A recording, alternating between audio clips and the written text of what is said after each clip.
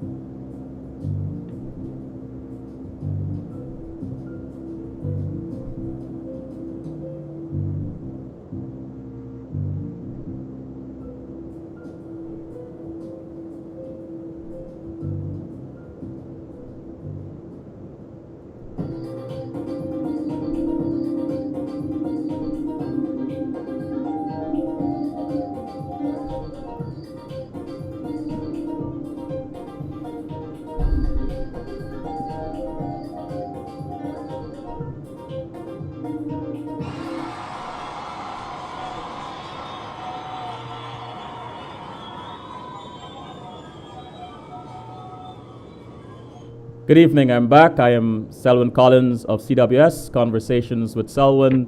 On the other side of my screen is Dr. Delene Musielak. Delene, please tell me if I'm pronouncing this name correctly. We have an hour and a Yeah, half to go. It is? yeah, you're right. It's Musielak. Musielak. How are you today? Good, thanks. Thank you for inviting me. You're quite welcome. I'm happy to have you. And it's been some time, but with perseverance and determination, anything is possible. Um, I want to start by just reading a few things on your CV. just a few things, because we have a full night ahead of us, and I'm sure by the end of the conversation we'll learn a little bit much more about you. So, education, BS Psychology, Stony Brook University, Stony Brook, New York. MD, Ross University School of Medicine, Portsmouth, Dominica, West Indies. Postgraduate training, internship and residency in internal medicine, pediatrics, University of Missouri, Columbia Women's and Children's Hospital, Columbia, Missouri. Honors and awards, Dean's List, 4 semesters, Stony Brook University, Stony Brook, New York. Award of recognition at the Undergraduate Research and Creativity Conference for my study entitled The Effect of Music Beats on the Rhythm of Stress in Cancer Patients, Stony Brook University, Stony Brook, New York. Psychi, Honor Society, Psychology, Honor Society, Stony Brook University, Stony Brook, New York, etc., etc. As I said, I don't want to rob the audience of you talking about yourself. So, Delene, Dr. Delene. Yes. How should I address you tonight? Oh, Delene's fine. Delene is fine. Wonderful. Yeah. Young, smart, brilliant, and modest. I love that. What was your favorite subject in high school? My favorite subject where? In high school. In high school, probably math. I've always liked math. Math. Yeah. Why? You found it easy? My mom always thought I'd do something with money. Okay. And do you recall any special words of wisdom that you received from your parents that have shaped who you are today? How my parents shaped who I am today? Yes, any special words of wisdom? I would just say the biggest thing is by their actions. I've seen my parents sacrifice everything that we had. I was born in Guyana, South America, and I saw my parents sacrifice a really good life there, a successful life there, to migrate over to the United States pretty much for the education of my sister and I. Mm-hmm. So I would say one big thing is just the action of sacrifice, and even to give my sister and I the things that we wanted. They gave up things for themselves for us, which I'm sure any parent would do. Mm-hmm. But I feel like they've gone above and beyond what a regular parent would do just to see my sister and I through. And I think one huge thing, I always laugh at this, is just my whole journey as far as like being in school and becoming a physician. It's been really long because I've been going to school since I was 5 years old until now. And my mom, every time I talk to her, she always says, "This is the last lap." And I always tell her, "This is the longest lap ever," because it's never ending. So how are you feeling now, though, having taken this long journey? And it's not going to stop. It's continuous. How do you feel now at this juncture? I think it's mixed emotions because I'm getting ready to finish residency. I think there's excitement there that, it's coming to an end as far as my training. Mm-hmm. But I think there's also, which is a good thing, I think a little anxiety of the fact that, I'm on my own, that, I'm the boss now, making decisions. So I think it's a little mixed, but I think more so it's just a lot of excitement that, all my work is finally coming together and it's tied up in a nice box. Mm-hmm. And it looks pretty good and I'm excited. I'm glad to hear that. There should be excitement and joy in whatever we do. So what prompted you to want a career in internal medicine pediatrician? I'm sorry. I asked, what prompted you to want a career as an internal medicine pediatrician? So initially, I always knew that I wanted to do pediatrics because since I was younger, I've always been involved in the church. I was a Sunday school teacher, I always just loved being around kids. Um, so again, initially, I just thought I wanted to do straight pediatrics. But then when I was in medical school, I really enjoyed my. At the end of medical school, your last 2 years, you do clinical rotations in each different specialty, Mm-hmm. and that's when I really enjoyed internal medicine. And I even did my rotation over. I did a second month of it because I thought it was maybe the physician I worked with because he was really awesome. But I did another month of it just to make sure, and it turned out that I really loved it.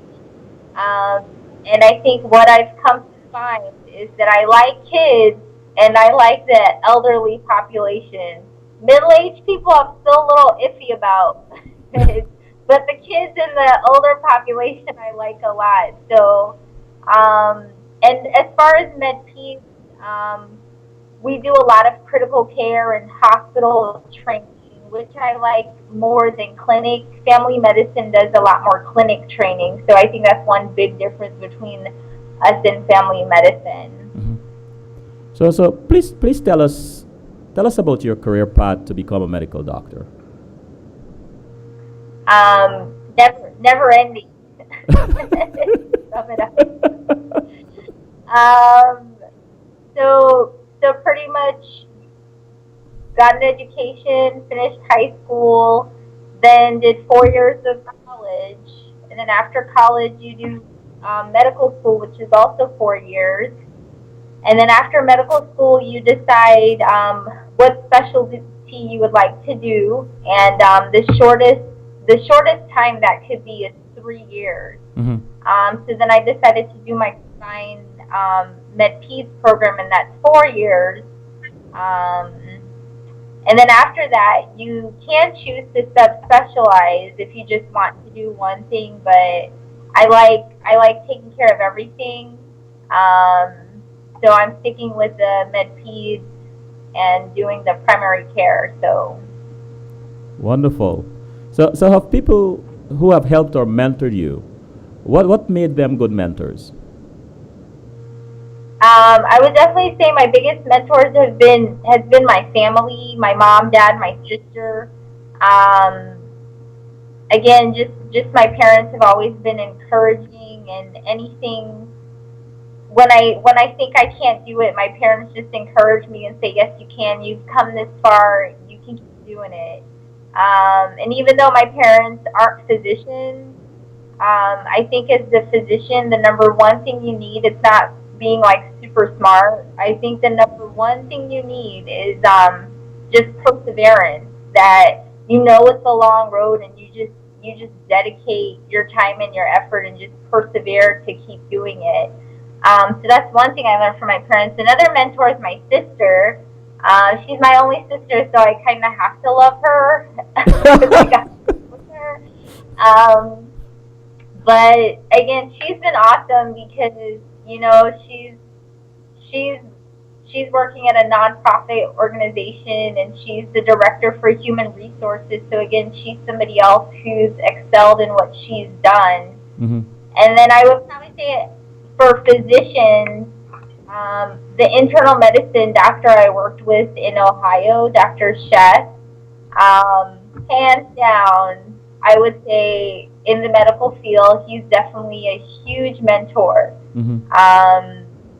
And one awesome thing about him, he has this amazing house that I love that he built when he opened his practice. And I told him that I wanted the blueprints to his house. And he said, when I finish with residency, I'll get the blueprints, because he said, I have to make sure that you finish your training. So I will be paying Dr. Sheth a visit at the end of this year so I can get the blueprints to his house. That's a good incentive. I want to ask you something. It's not a question, but on the live screen, and I think we're getting your whole face, and it's wonderful.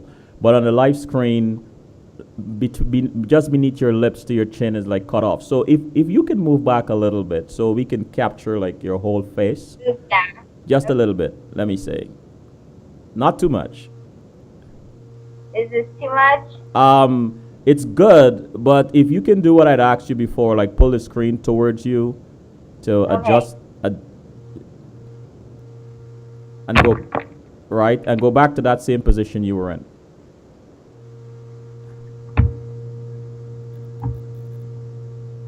That's Is this that's that's much better. Just a little bit to the top of your head is being cut off, but it's much better. And I want to okay? have this right because I've met your sister, Uh and huh. I don't want when this video is being reviewed to hear, well, I didn't set you up right. So let's proceed. Thanks a lot, Delene. You're such fun.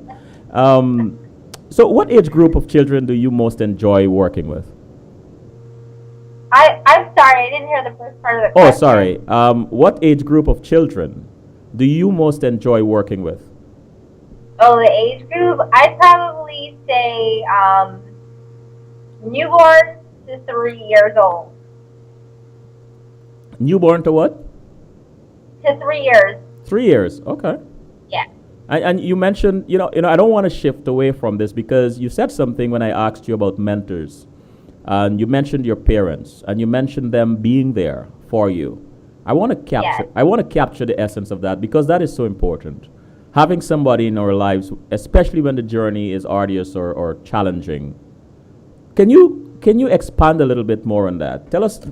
Give us an example of a time. You don't have to be details, but when you were exhausted with what you were doing, wanting to quit, and dad or mom came in, or your sister, what was that like? I think the hardest time during this entire journey is just one in medical school. For example, we usually do all our exams in one block. Um, so pretty much the week's just really stressful because all you're doing is taking exams, and as the week goes on, it's just exhausting mentally, physically, emotionally, even like spiritually, because you're just tired every which way. Uh huh. Um, and that's one huge time where it's just like you can do this, just push through.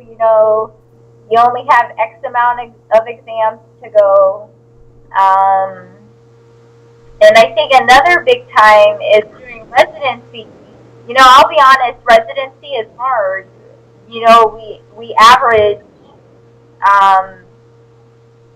average 80 hours a week that we're working. So we work twice as much as a full time person does. Um, and sometimes you're on busier rotation, like a critical care rotation, where every single person you're taking care of is sick.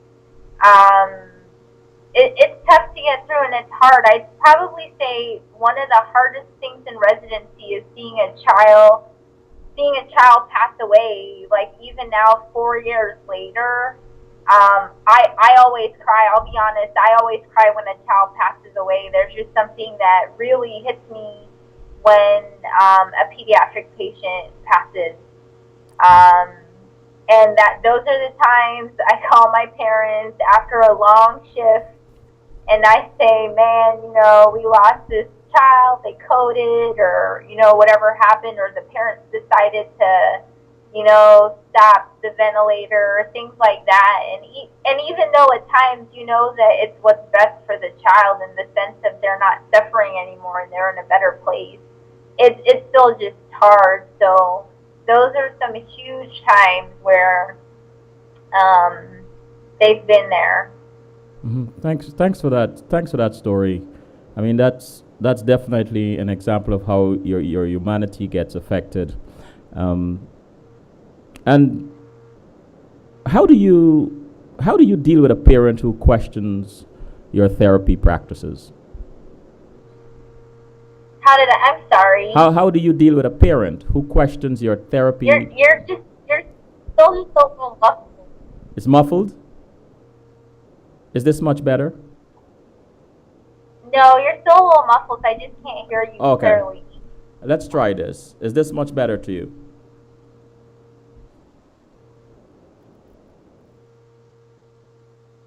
Is this much better?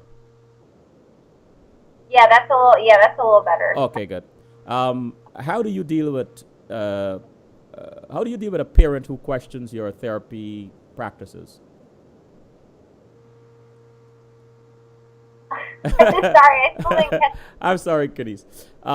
Delene, sorry. How do you deal with a parent who So, questions? How do you deal with a parent who questions your therapy practices? oh, how do I deal with parent? I think the biggest thing is just establishing a rapport, whether it's a parent or a patient. Just having that rapport, and I think the number one thing is just having an open discussion. Mm-hmm. So I don't ever try to dominate the conversation. I'm not a hierarchy or an authoritarian where I say, oh, I'm the doctor here. This is what we're doing. ABC. Um, I think it's a combined effort between parents and myself if they don't agree with what I want, and the hope is that we come to some sort of compromise. Um, so I would say just talking about everything with the parent and letting them know, because a lot of people just have misconceptions, and I think once things are explained to them, they understand it better and they understand why you want to do the things you want to do and why you want to do it a certain way. Okay. Okay. Let's take a short break.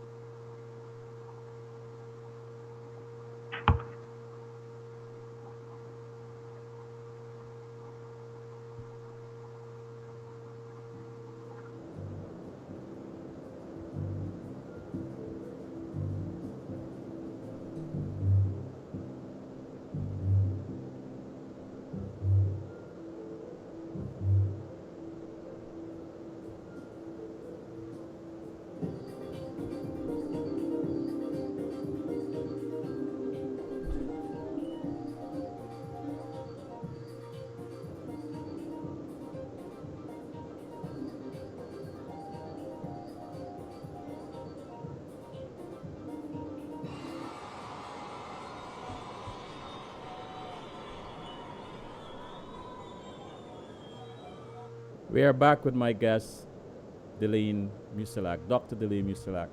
So, Delene, the question that I thought of during the break was how do you talk to adolescents about drugs, sex, and drinking? Can you hear me? Yeah, sorry, I'm gonna take my these off because I still can't hear you Okay. all. Sorry, could you repeat the The question question? is how do you talk to adolescents about drugs, sex, and drinking? Um, so usually what happens is usually they come with their parents if they're less than 18 or 19, and we do ask the parents to step out of the room, just in order to have some confidentiality. And again, rapport is just really important. You want the adolescents to trust you and to know that you're not going to run back and tell their parents. And pretty much the conversation starts with me just reassuring them that whatever is said in the room is confidential between us unless it poses a threat to themselves, or if it poses a threat to someone else. So, for example, if they wanted to hurt themselves or if they wanted to actively hurt somebody else, then I would need to tell somebody else. So I do make that clear at the beginning of the conversation, and then pretty much I just start asking my questions from there. Mm-hmm. Okay. And do you involve teachers in treatment of your patients, for example, for ADHD, attention deficit hyperactive disorder students? Do you involve teachers in treatment of your patients? Am I involved in that treatment? No, the teachers. Do you involve teachers in treatment? Oh yes. Yeah. Oh yes, definitely. Teachers definitely play a key role in those disorders. At least in our clinic, and clinically, just by standards of routine practice, we do have surveys that we send out to teachers, telling them that, hey, this is what medication the child is on, and we would like you to assess the patient on the medication so we know if the patient needs more medication, if they're doing okay, if we need to go back on their medication. So teachers definitely play an important role. So what skills and personal traits do you think are most important for someone who wants to become a pediatrician? I definitely say just a fun personality. Let's say number one, because you have to like hugs and you have to like giving hugs. You have to have a good imagination because you'll be looking for Elmo and Dora in their ear. You'll be hearing puppy dogs in their stomach. Otherwise, they won't let you get close to them. So you kind of have to interact with them and know how to interact with them. And I'd probably say another important thing is just know that parents are really protective of their children, and they'll question what you want to do, and you just have to go out there and again just have an open discussion about everything. But I think the key is just being a fun person who's kind of all over the place, which I'm definitely like that. So is there anything you wish you would have known before becoming a pediatrician? That when I look in their noses, they can gag and cough right on me, and then I get sick. But no, there's a trick to that. So at least I learned that trick. No, I'd probably say, even though I knew it was hard, but like I mentioned before, I think just knowing that I probably will never get over losing one of my pediatric patients. Mm-hmm. That still bothers you? Yeah. Mm-hmm. So what do you think is the biggest healthcare challenge facing children today? Well, now they have. I think one of the biggest things is Medicaid. Right now, any child born in the U.S. automatically gets Medicaid, and if they're not born in the U.S., can apply for Medicaid, which pretty much children get free health care, but currently they're trying to take that away. Mm-hmm.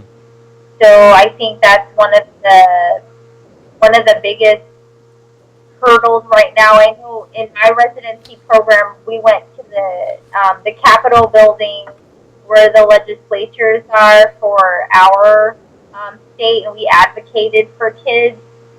But I think that's definitely huge because kids just it's a big role of preventative care, because if we don't take care of kids, when they're little, they're the ones who are going to be the obese ones with diabetes, high blood pressure, heart attacks, strokes. So if we don't start early, then it's just going to increase the cost of healthcare at the end of the day.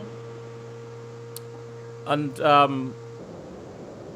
I let me go to the chat room for a second. I Okay. Kenise said she's so cool, and Kenise said, "That's right, Sel. I can't remember. Can't think of what that applied to, but it could be because I said I know your sister. And let me get this, get your settings right." And then Kenise said she has a face. That is my dad's little baby, a super achiever. Is she correct? Are you dad's little baby, the super achiever? Yeah, daddy's little girl for life. My niece better watch out. She she loves grandpa, but she better watch out. And GED asked, "What do you like most about your job?" Um, I love the fact that somebody can walk in really sick. As far as the hospital goes, somebody can get admitted to the hospital really sick, and the family or the person, you think this is it, that person's going to die. Um, and then, like a week later, a month later, whatever it may be, that person walks out of the hospital. That's I touchy. I think that's just like a great feeling, and it's just nice to know that you were part of that you were part of giving this person another chance. Hmm. Let's touch a little bit on immunization. Yes, Why shall we? why are infant and childhood immunizations so important? I feel that they're really important because they're one of the most effective preventative health care measures that we have. Immunizations for years now have saved children from death and from serious disabilities. Um, so I think that's the main reason it's important. And even if anybody can log on, I'm sure people have heard of the CDC or the Center for Disease Control. Hmm. Um, and if you log on to their site, they have charts that show you the years that each vaccination was created and just how exponentially the number of cases of each disease, how it's come down since the beginning of vaccination. Um, so again, just preventative care is why it's important. Hmm. And so what happens if a lot of children do not get their shots? Well, we've been seeing the repercussions of that because over the past, I would say, a good amount of years, a lot of people haven't been vaccinating their children, or even as adults, they haven't been getting their vaccinations. The big things that can happen um, are effects to an individual and to a community. So one, you put yourself at increased risk of getting a vaccine preventable disease, in addition to causing an outbreak. If you get that disease, you spread it to other people around you. Again, as I mentioned, affecting yourself and affecting an entire community. And like I said before, we've seen this. Like in 2008, there was an outbreak of measles, and I believe it was I think it was like 130 cases. Uh-huh. And out of the 130 cases, 91% of those children were either unvaccinated or didn't have any record of being vaccinated against measles. And even more so recently, we've seen, especially in California, we've seen pertussis, whooping cough outbreaks in kids. And I myself, this past winter in our hospital, I know when I was doing my rotation in the hospital, I took care of at least 3 children who had pertussis. Um, so pretty much it's just you yourself can get sick and you can make people around you sick. Hmm. And GD said Do you ever try to convince a parent to inoculate their child? I don't think the word is necessarily convinced. I would more so say I just give them the facts. Um, Again, now I think it's harder for physicians to talk about vaccinations because of the mainstream media, because of celebrities, and unfortunately, right now, celebrities have a greater weight with their opinions than even a physician. Um, and I think it's unfortunate also that like doctors have to be famous, you know, in order for people to listen to them. But we've all gone through the same training. Sorry, I didn't get the Um, last part. We've all what? I didn't get I the said last part. we've gone through the same training. Hmm. Um, so I would say it's just giving the parents the facts. And I think one key thing I try to find out was her name Gigi? Was the name Gigi? GED. Oh, D. D. Oh, D. G. So one thing D that I try to find out is kind of the reason or why the parents don't want vaccinations because it could be a misconception. There could be something that I could explain to them and just clarify that could change their mind.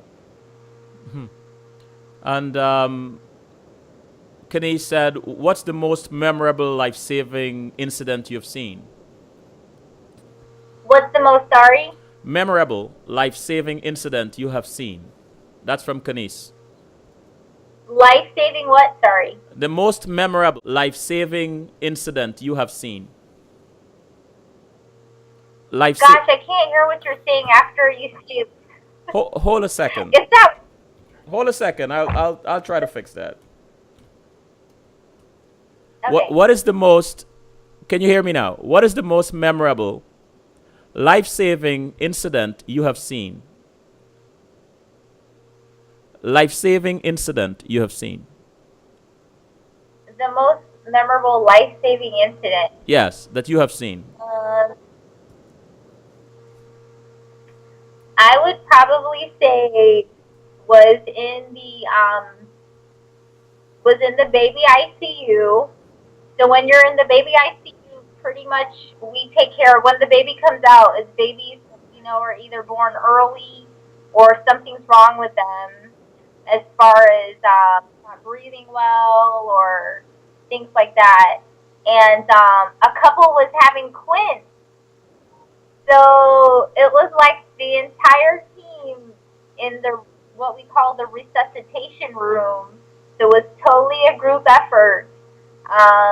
And usually for each baby, there's about 3 people that have to resuscitate each baby. I would probably say that was probably the best because all 5 babies, you know, we resuscitated all 5 babies, and they were tiny. They were little peanuts when they came out. So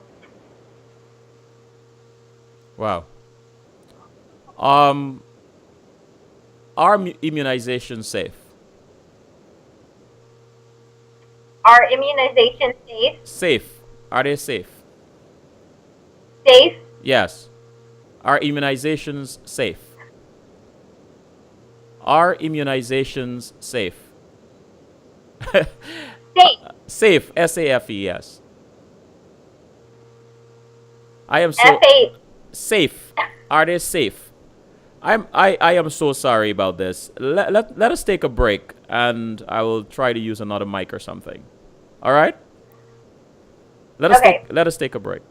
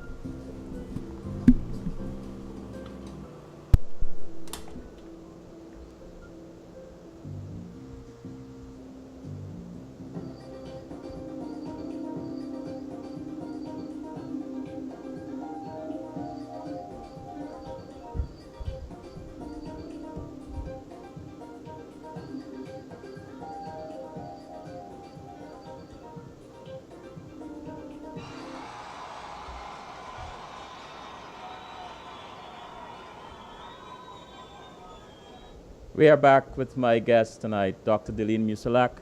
Delene, can you hear me much better? Yeah, it is better now. Thank you. Wonderful. I just want to take a moment to let them know how much of a trooper you are. That where you are, there's it's Wi-Fi, and there were some issues early on with it, but the show must continue, and I thank you. I thank you so much for your perseverance. So the question I was asking before is, are immunizations safe? So yes, immunizations are safe. Um, over things that we let parents know as far as if they ask us what could be some side effects.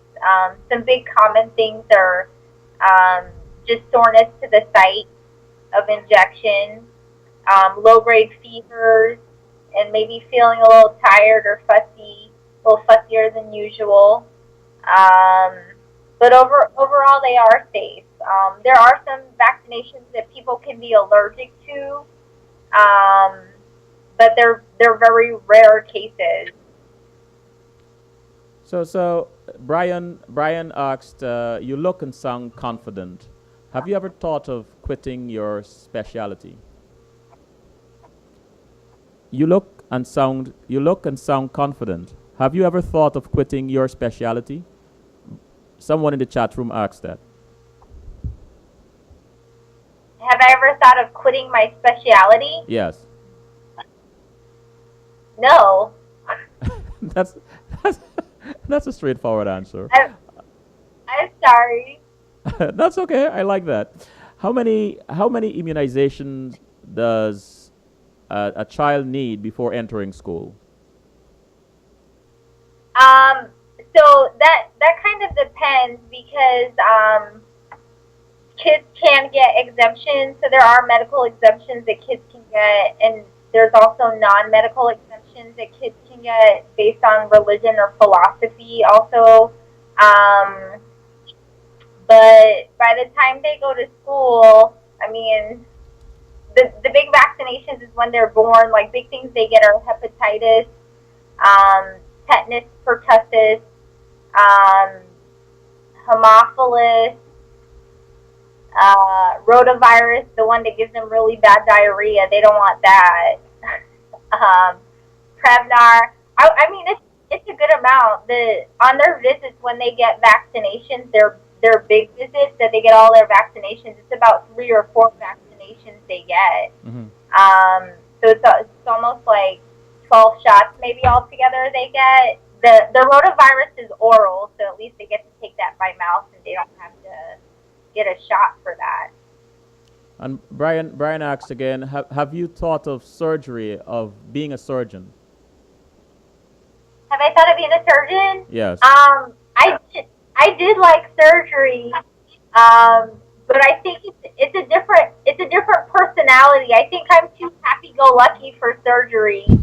Um, Although funny enough, my husband does surgery, so I just married a surgeon. Okay. So what is that? What is that like? What is that like being married to another doctor? Do you guys collaborate? Do you have medical discussions? What is that like? Um, so one, we have a rule. Well, one, things are a little complicated with us. This is what we get for each marrying a doctor. So right now we're not in the same state just Oh, because of our training.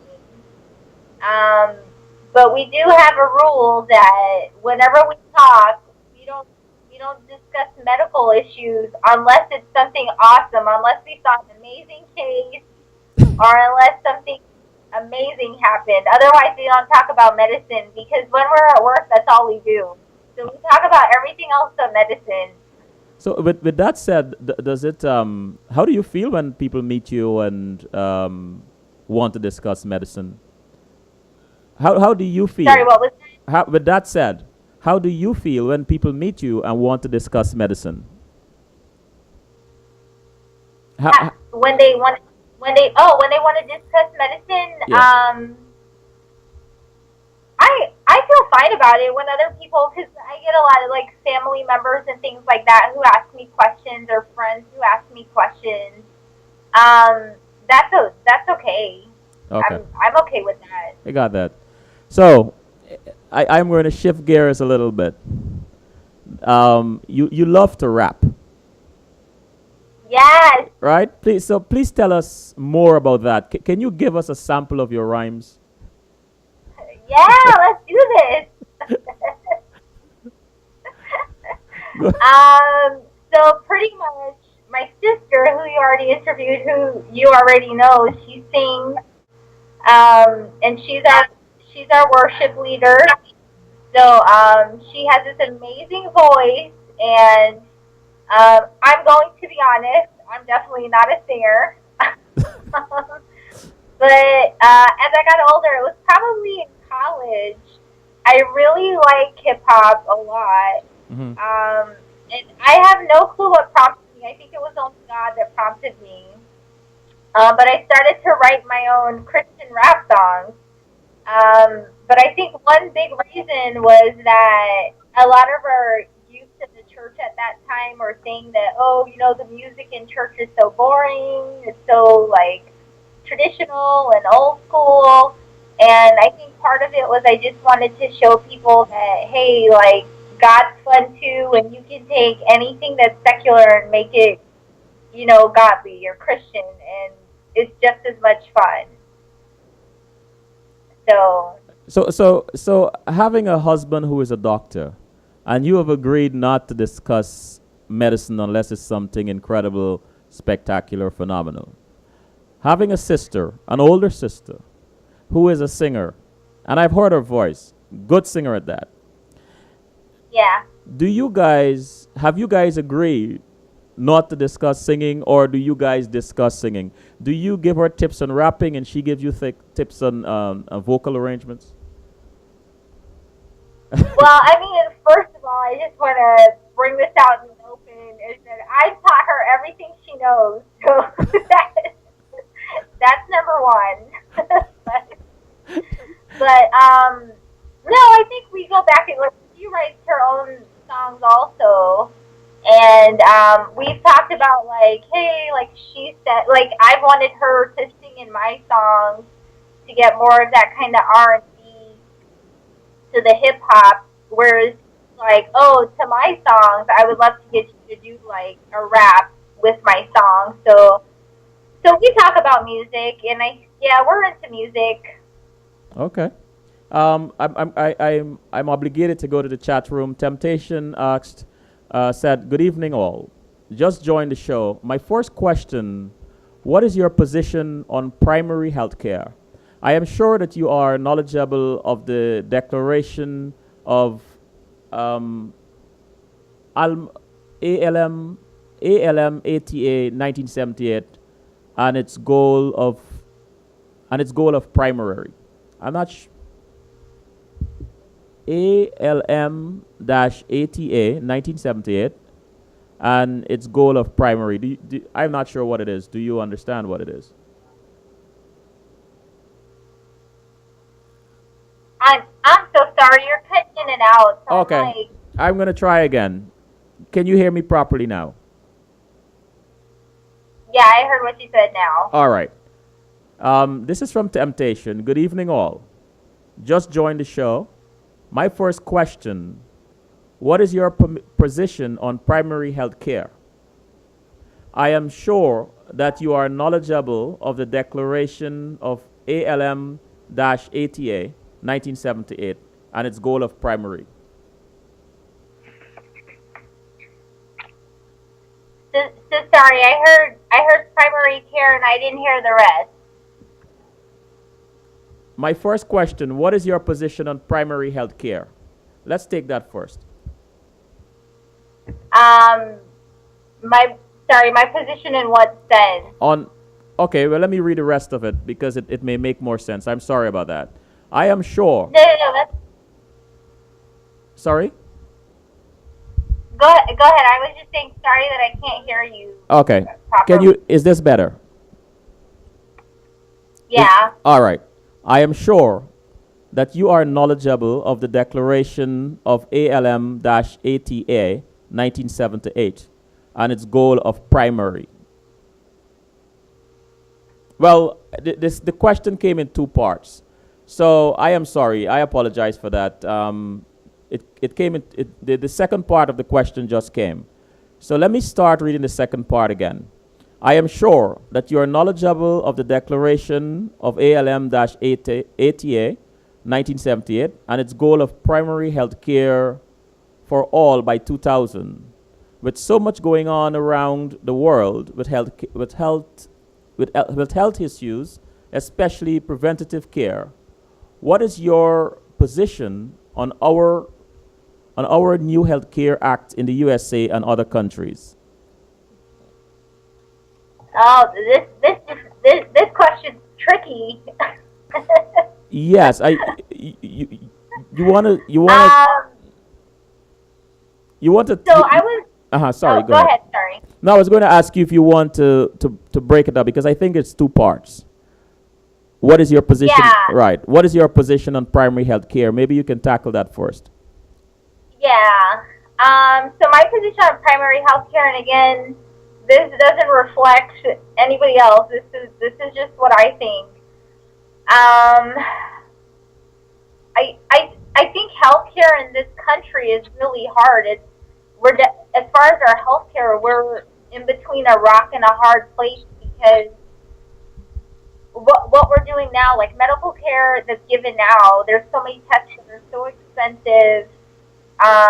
The way that insurance companies run, which I don't think a lot of people who are non-medical don't understand, is that as physicians we don't make the prices for anything. It's insurance companies that make the prices. So, for example, if I ordered a lab on somebody, I have no clue what their insurance company is going to charge them, and that charge differs by every single insurance company. Medicare, Medicaid is probably the only ones who have something that's set, and that's just because they're the government. But private insurances pretty much can kind of set their price wherever. And like I said, as physicians, we have nothing to do, we don't have anything to do with that. With the new healthcare system, one, I think what's nice about the proposal is just that everybody will get healthcare, which I feel is a good thing. But at the same time, I feel some downfalls are, as a physician, it's going to be hard to increase that quantity of patients and keep that quality of good health care. Because now they're showing that probably in 2012, pretty much in 2012, it's already happening, that there's an increased demand for physicians, but there's a decrease in the supply. So what's going to happen is a physician in clinic who's seeing, I don't know, like 20 patients a day and gets to spend a half an hour with each patient and get to know that patient, that's going to turn into that physician having to see 40 patients a day and spending, 10 minutes with that patient and not getting, because I think part of good healthcare is also having the time with that patient to get to know that patient and build that rapport. So I definitely think that that's a downfall to it. And I'll be honest with you, if you look out there at statistics, pretty much a lot of the other countries, their tests are cheaper. A lot of their mortality rates are lower. And I feel like a lot of it just has to do with insurance companies. And another thing too is just mistrust. Mistrust for patients in physicians. I'll give a perfect example. I'll have somebody come to me and they'll tell me, "Oh, I fell on the concrete in my garage, and I think I broke my ribs."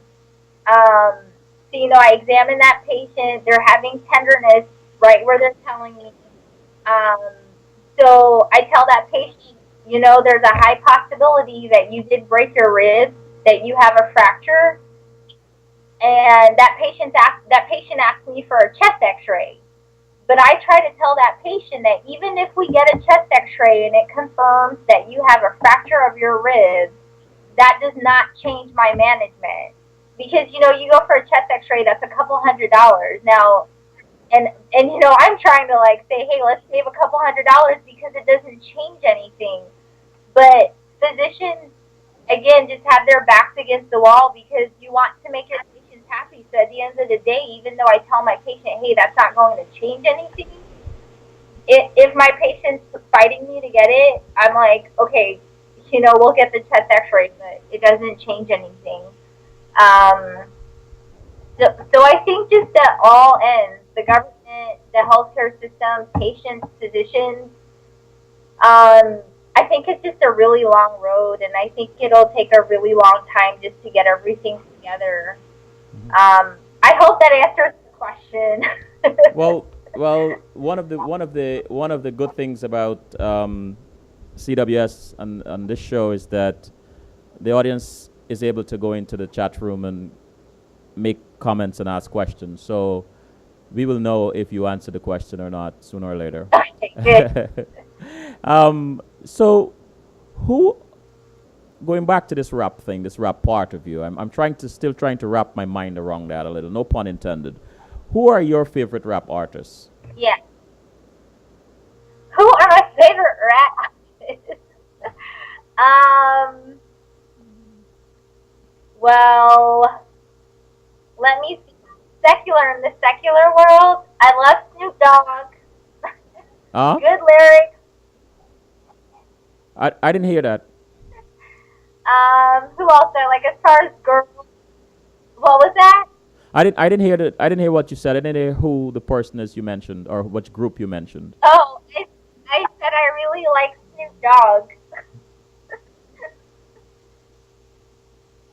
I think when you move a lot, because you're on a laptop, I think the sound gets distorted, or it doesn't capture you. Okay, got it. Right. Okay.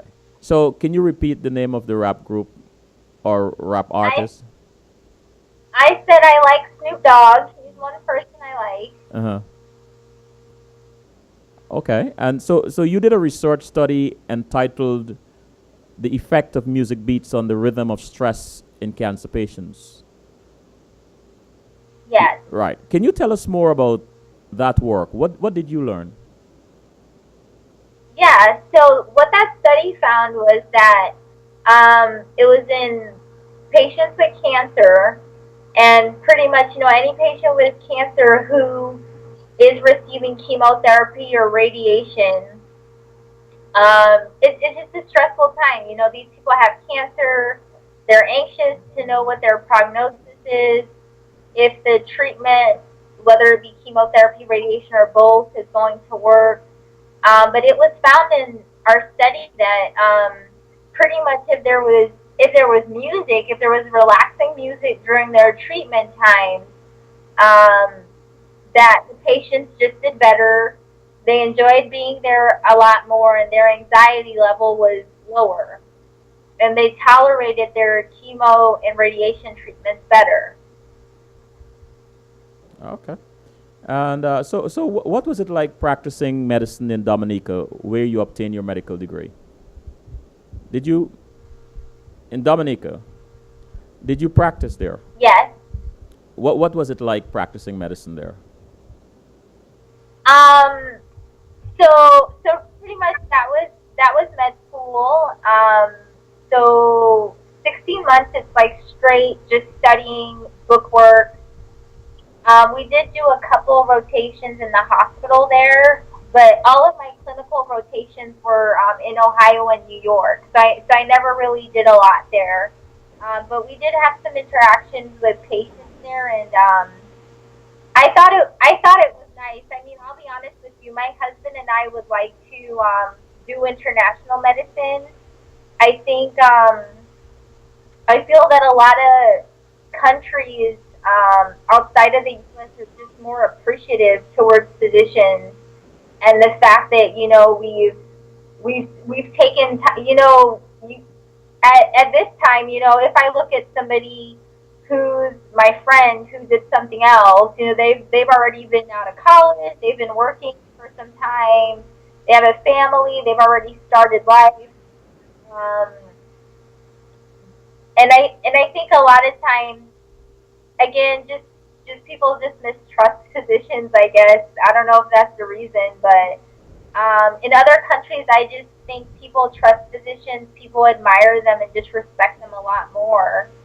Um, so they're really good people there. When we had to do our physical exams and stuff, when we had to practice with them.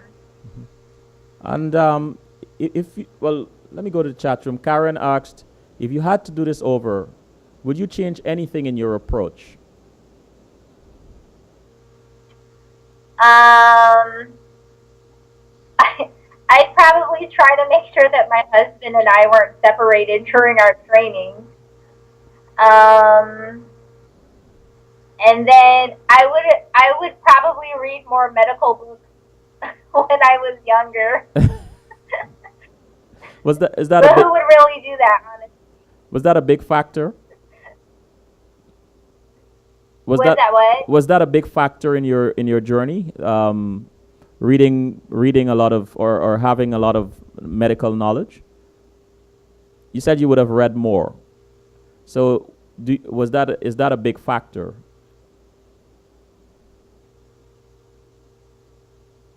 Well, I think I mean in college because you have to kind of set up and get your prerequisites for medicine. Mm-hmm. That was like really the first time that I studied a lot of medical things. Um, but like I said, I don't think even if I could change it, I don't think I'd read extra. I mean, who wants to do extra work when you have to? Um, Temptation said, Delene, I hope I have not given you a hard task in addressing my question, but I would suggest that the Declaration of Alma Ata be reviewed, which will have a lot of information to offer in your area of management, particularly immunization and infectious diseases, then and now, and where we are falling short as it relates. I think Um, I think I'm Go going. ahead. I'm sorry. Yeah, I think I'm going to wait until Temptation is completed the questions because um, it comes in pieces. I think probably because of the way the chat room is set up.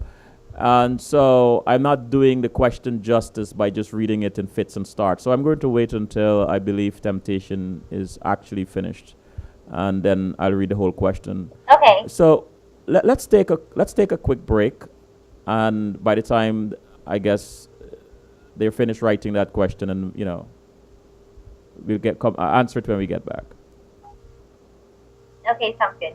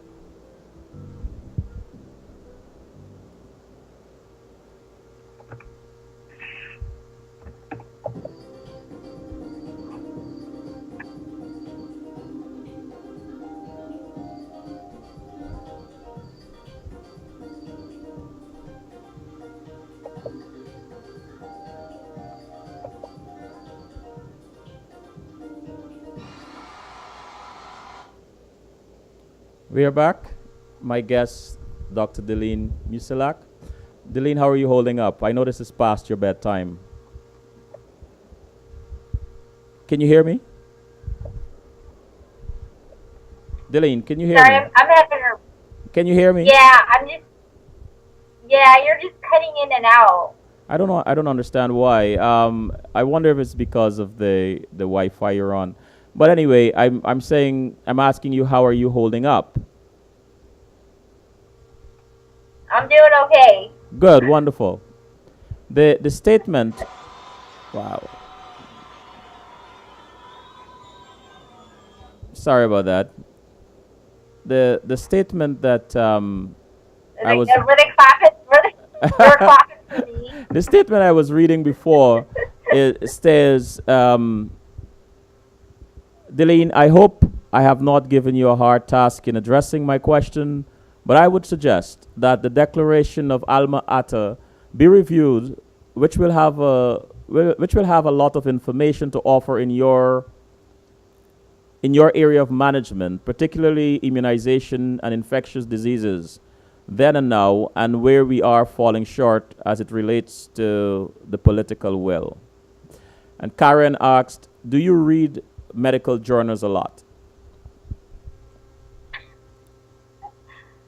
Um, so sorry, wasn't that question from two different people? Karen asks, do you read medical journals a lot?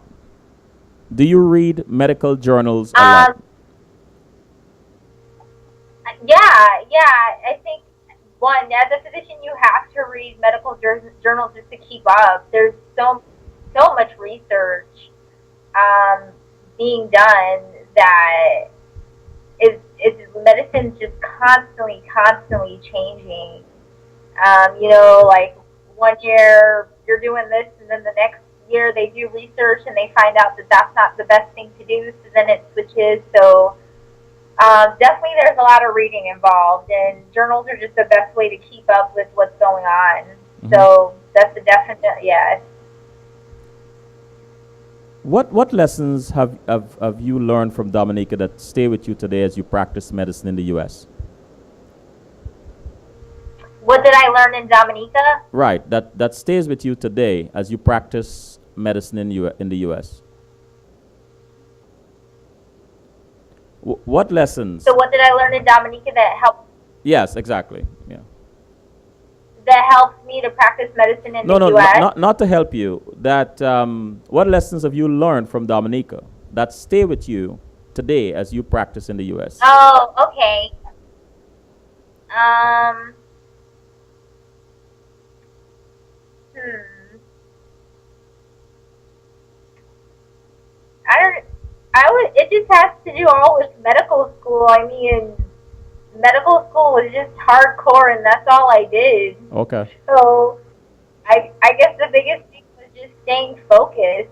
Hmm. Um, just keeping your eye on the prize and staying focused. So and you use that today. You still you stay focused a lot. You are focused. Yeah. Hmm. So Yeah, you have to.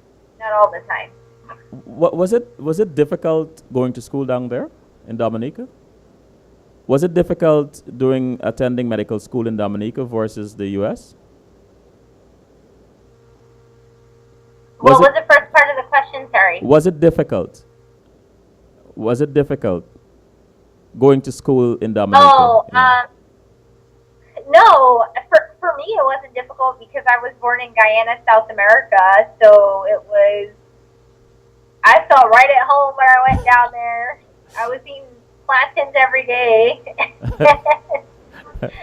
So, I mean, I felt good, but there were people that when they got there, it was like a culture shock, and they got right back on the plane. There were people who dropped out.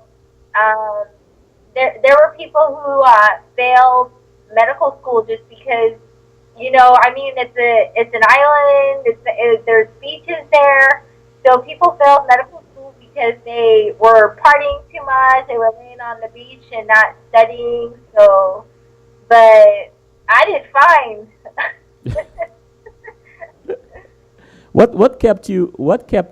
in check? What kept you focused during medical school? What kept me? Um, well, I spoke with my parents probably like every other day, so that was definitely one big thing. Uh huh. And just friends that I had. You know, we all try to motivate each other and keep each other on track. And then also my husband and I met in medical school, so we always try to keep each other on task. Um, to just other people. Wow. What is it? What is it about your work that feeds your spirit?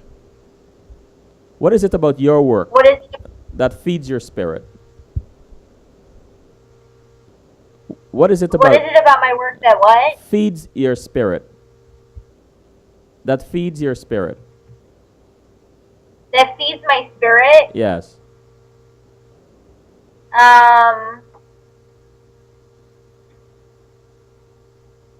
I think what keeps me going with my work and pushes me is, again, just going back to the fact that I really just love helping people and being there for people and just people having trust in me to come to me, even if it's just to talk or to say, hey, I have this issue, or like I was just diagnosed with cancer. I want to sit next to somebody and have somebody listen to me talk, or you know. So I think it's just being around people and helping people. Hmm. And so, what do you do on your days off? What do you do on your days off? Read. That's when I read those journals. And then when it's nice out, I like to work out and run. Um, those would probably be the biggest things. I mean, there's not. Sometimes it's just nice to sit down and do nothing. So I'll be honest. Sometimes on my days off, I just sit there and watch TV because it's just nice not to constantly have your brain Mm-hmm. working 110%. So. So when you and your sister get together, what is your favorite topic? It's craziness. It is. What is your favorite topic of discussion? Music, medicine, humanitarian stuff. What do you guys love to discuss most?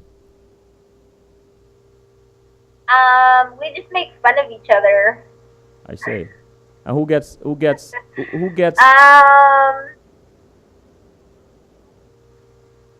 who? I think probably just life. We just talk about life. Uh huh. So pretty much anything we talk about, but it's mostly just life. I see. And your mom and your dad, lovely parents. Your parents, your mom and your dad. Who would you say? I mean, you're the last child. Who would you say? I don't know if I should be asking you this question, but I'm curious. Who would you say when they say? Who would you say? Whose words would you say you would make you really give you pause? Who do you between your two parents? Who has more of an impact on you? Who would you listen to and make you stop doing something that you really shouldn't be doing? Mom or dad? You're saying like who would push me more? Well, yes, let's go there. Who would push you more, mom or dad?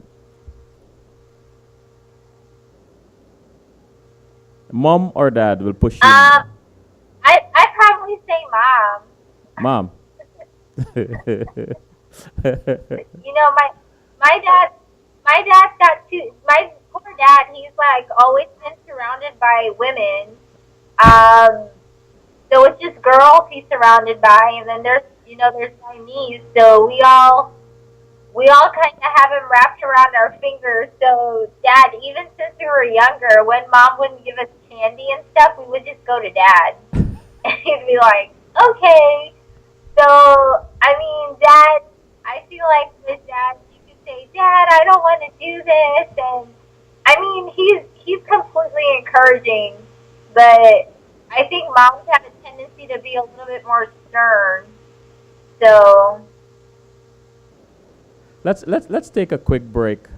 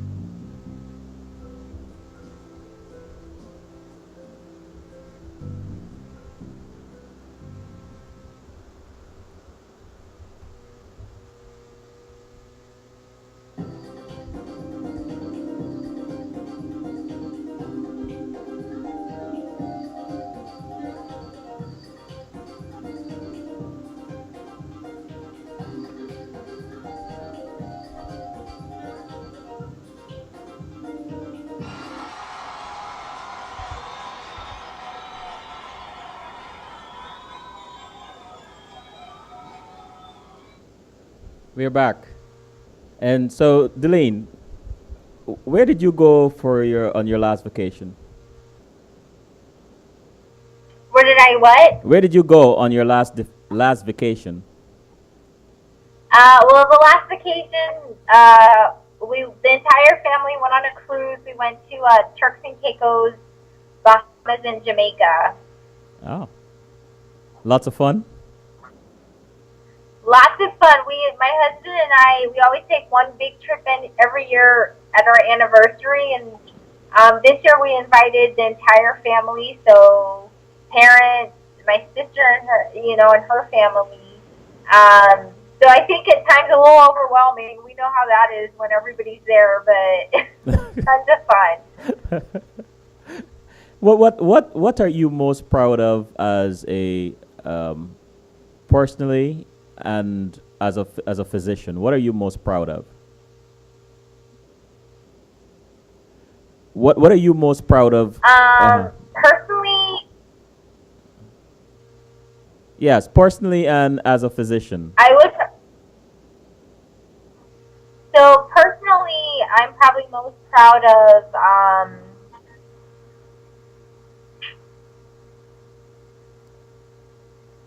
These are hard questions. I'm so sorry. I am so sorry. What No, that's okay. Um, no, personally, I'm proud of. I'd probably say in my personal life, I'm proud of being a Christian Mm-hmm. and just holding firm in my belief and my religion. Up to this time, like Dad's a pastor, and I know a lot of people say, oh, well, you grew up in that, but I think at the end of the day, it's your own decision. So I'm very proud that even going through college and going through med school and residency, that I haven't like fallen off the path, but I've always gone to God and asking for help and to guide me. So I'm definitely proud of that personally. Um, needless to say, I'm definitely not perfect. So, but um, and then as a physician, I would say I'm just proud of my accomplishment that I've come this far, and I'm getting ready to finish residency, and I have my job lined up. And I'm just proud of myself for accomplishing all that I've done. It's been a really long road, but I did it. I did it. Congratulations. And what profession? I said congratulations. What profession other than yours would you like to attempt? What was that? Sorry. What profession other than yours would you like to attempt? I would love to be a professional tennis player. Really? what, what? Although, and then on top of that, I would love to write a couple more Christian rap songs and make an album. So definitely that. A rapper. Yes. Mm-hmm. Is that is that higher on the list than a professional tennis player or lower? I think that's probably more attainable than professional. What in your field turns you off? What in your field, your profession What was turn? that? What turns you off in your field? What in my profession does what? Sorry. Turn you off. Turns you off.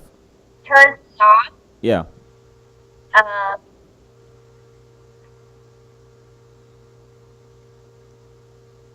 Um, I just probably say like the healthcare system and insurance companies Mm-hmm. is just, I don't know. Going back to that question from that young lady that I really don't have a perfect answer, and I don't have an idea of how to fix it. I mean, we all want it to be a certain way, but again, I think it'll just take some time. But I just think it needs a lot of work, and it's definitely not perfected at this point. So, Is there anything? Well, let me ask Karen. I go to the chat room. Karen asked, who or what inspires you to keep going? sorry, I didn't hear that last part. Who or what inspires you to keep going?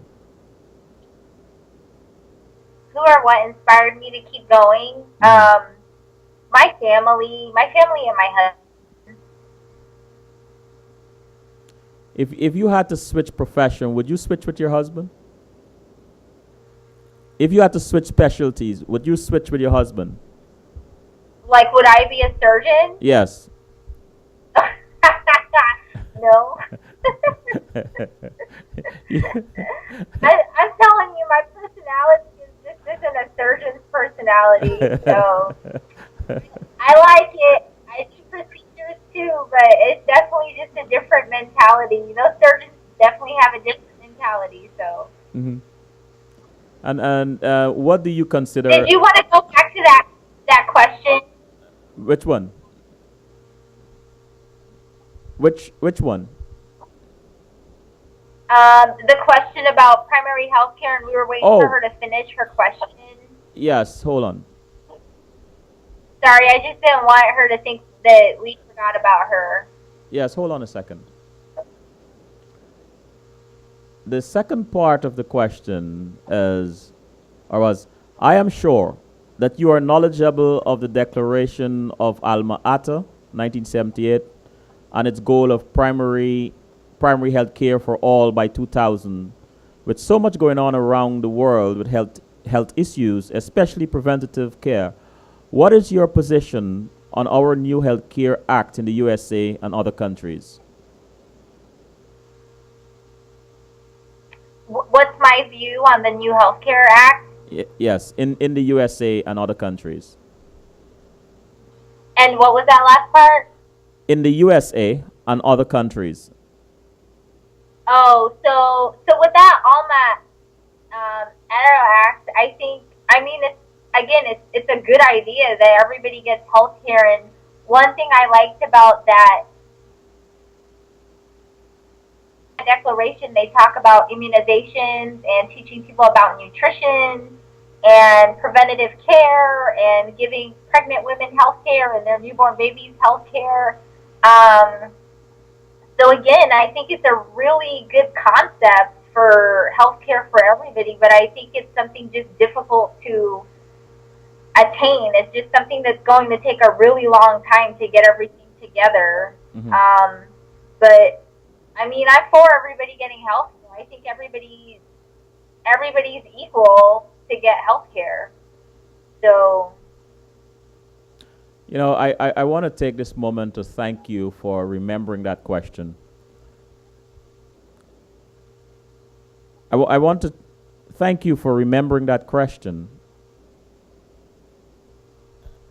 I'm sorry. I want to thank you for remembering that question and answering it. The question, I want to thank you for remembering I'm it. sorry. Did you hear me? No, I can't hear you. You're going in and out. I want to thank you for remembering the question. Still a problem.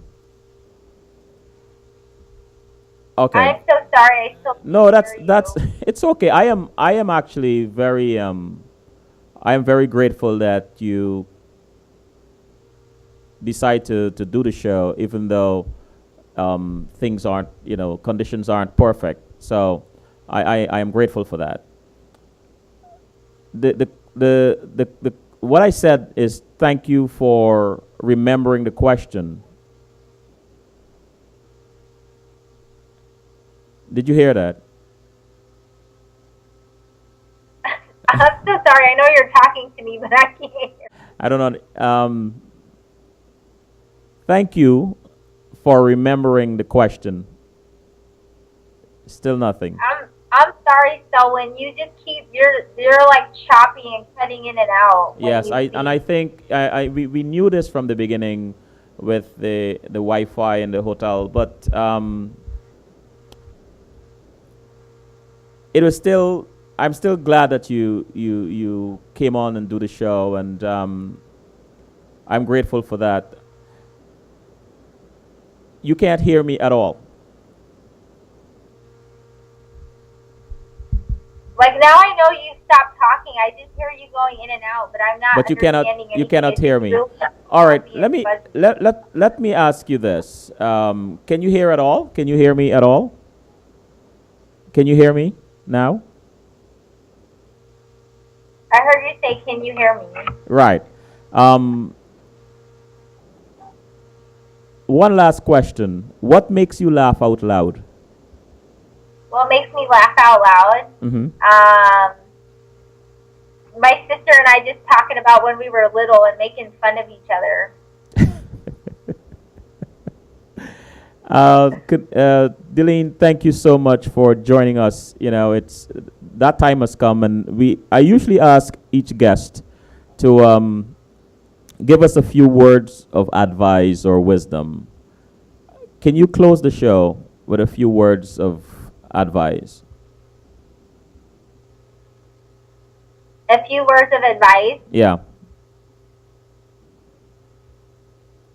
I would say that if you want something with all your heart, no matter how hard it is, just focus on it, keep persevering, try and try again. Even if you fall down, just get back up and try again. And you can definitely do it. Definitely do it. So Thank you. Thank you so much for that. I know it was not easy. It was not the best of conditions that for the transmission, but we persevered, and that underscores what you just said. Keep trying. So thank you so much, Delene. I know this is past your bedtime, and for that I am extremely, extremely grateful. You are gracious and very generous with your time. So thank you. thank you very much for inviting me. You're quite welcome. Say hello to your sister for me. All right. Good night. Good night, Delene. Good night. Thank you. You're welcome. Good night.